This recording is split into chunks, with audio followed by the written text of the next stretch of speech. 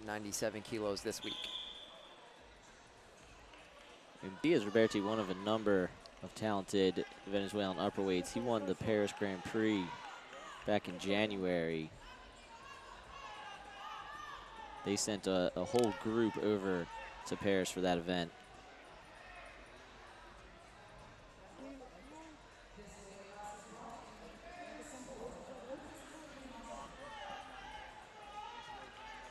We're about 30 seconds in here. We're looking for our first passive on blue.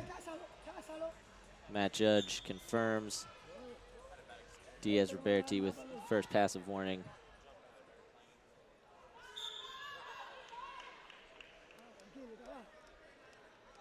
And looking at the Paris Grand Prix results, there's another world medalist in that. Excuse me, there's two world medalists in that bracket. Either past present, DIAZ ROBERTT working on a single. Gill fights it off. We're gonna get another passive offered on ROBERTT. Or excuse me, that was attention for grabbing the fingers. We are on the shot clock against ROBERTT.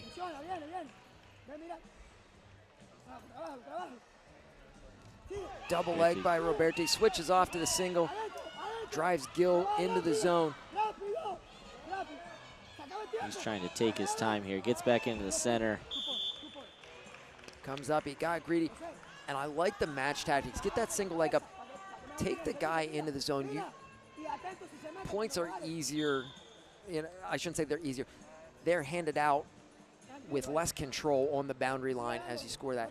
So especially whenever you're on the shot clock, you have the option of pushing him out for the step out point, trying to finish the takedown, where you get points given to you without quite as much control on the boundary line.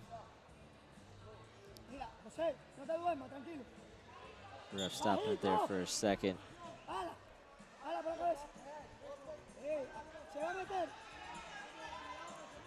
Again, quite a departure from the shot clock tactics that you normally see out of men's freestyle. All day long, I've seen guys being super aggressive on that shot clock.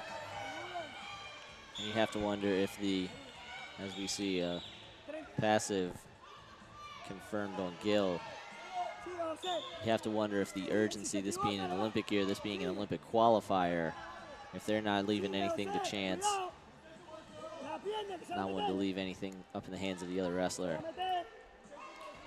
But it's still just a match tactics thing, and it's weird to see a departure from, you watch a lot of freestyle wrestling, you see a ton of matches, you almost never see urgency on the shot clock unless it's late in the bout and that point's going to put them behind.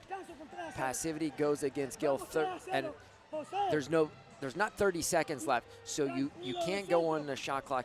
In the last 30 seconds, it has to be a caution in one for fleeing the hold, for being defensive. You can't go on that 30-second shot clock, and there was only 27 left whenever he was asking for confirmation on that passivity. And we are locked up in a collar tie as we're about to finish off this first period. The only points coming on that ROBERTT takedown near the edge of the mat while he was on the clock. 30 seconds here to get them toweled down.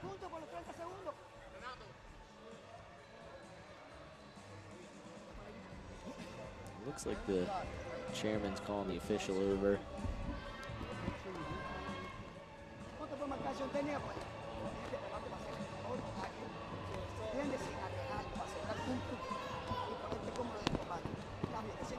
Again, had the headset off for a second, but my Spanish just not quite up to par to follow along with that conversation.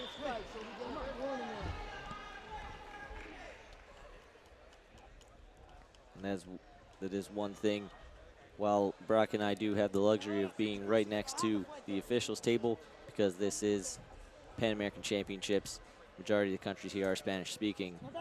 So oftentimes you will see an entire three-person crew, three official crew that is all Spanish speaking.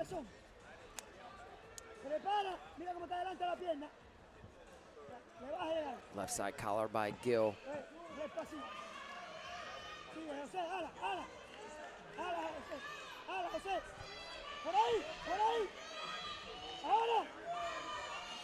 And DIAZ ROBERTT was actually an Olympian for Venezuela back in 2012. Looks like we're going to get passivity against Gill. Yep. So they wanted to make that call, and there wasn't 30 seconds left in the first period. They do get the call on him about 30 seconds into period number 2. He's on the shot clock. He needs to create that action. We saw DIAZ ROBERTT get super aggressive. He scores on the leg attack in his 30 seconds. Gill kind of takes a look over at the clock. And almost looked like he had a plan. Whenever the clock gets to this point of the shot clock, I'm taking this attack. Unable to convert on the leg attack. He gives up the 1 point. Caution against Gill, 1 point Roberti.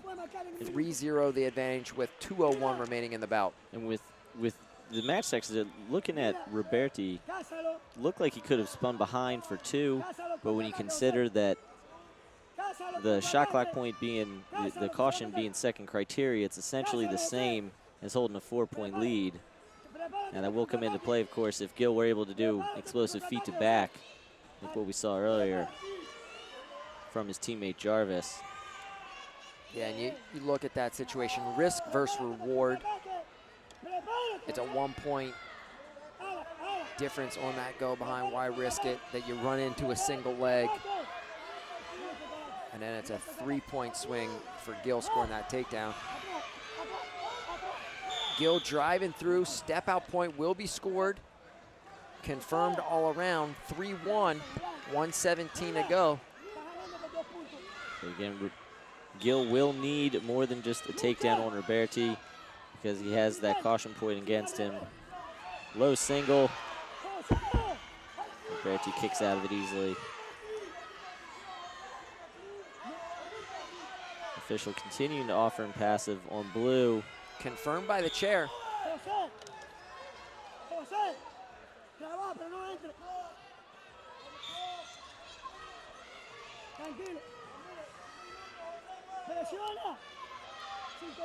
Interesting tactics here. With Roberti on Gill's the clock. trailing by 2, but with Roberti on the clock, he's going to sit for these 30. He wants that point. He looks content to, but he's going to need a takedown. He can't tie this up 3-3 with a step out after the shot clock violation and win. He's going to need a 2-pointer. So 28 seconds remain in the bout. Gill of Canada needs a takedown to win this match. Yep, even if he gets a step out at this point, the 3 1-point maneuvers will be overruled by Roberti's takedown in the first. So look for Gill here to go high action with Roberti unable to go on the shot clock with 25 seconds remaining. Olympic qualification spot on the line. Gill driving in, go behind takedown. That's probably going to ice it for Jose Daniel DIAZ ROBERTT. 5-2 up on the board. And he might go for a high gut here. Nah, he should just sit still. You got a 5-2 lead. The time's going to run out. No need for the turn. Venezuela is qualified for the Olympic Games at 97 kilograms.